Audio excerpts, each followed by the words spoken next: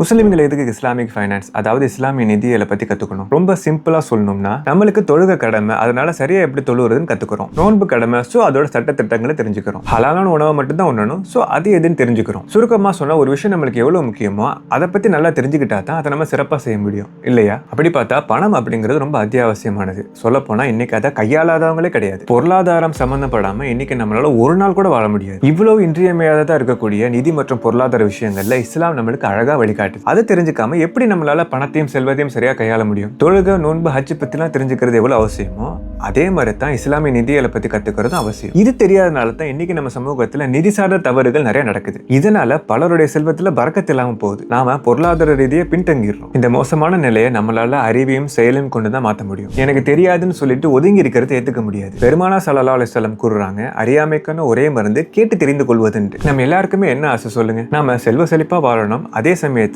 பரக்கத் அப்படிங்கிற இறையொருளும் இருக்கணும். அதானே? அதுக்கு தான் நம்ம மார்க்கம் வழிகாட்டுது. இதைத்தான் நம்ம இஸ்லாமிய நிதியல்னு சொல்றோம். அதை தெரிஞ்சுக்கிட்டு செயல்படுத்துறது நம்மளோட கடமை தான். எனவே இந்த விஷயத்துல நம்ம அலட்சியமா இருக்கவே கூடாது. உங்களுக்கு புரிஞ்சிருக்கும் நம்புறேன். மேலும் இஸ்லாமிய நிதியலை பத்தி, நம்ம செல்வத்தை எப்படி ஹலாலான வழியில நிர்வகிப்பதுங்கிறத பத்தி கத்துக்க எங்களோட தொடர்ந்து நின்றுடுங்க. இன்ஷா அல்லாஹ் மீண்டும் சந்திப்போம்.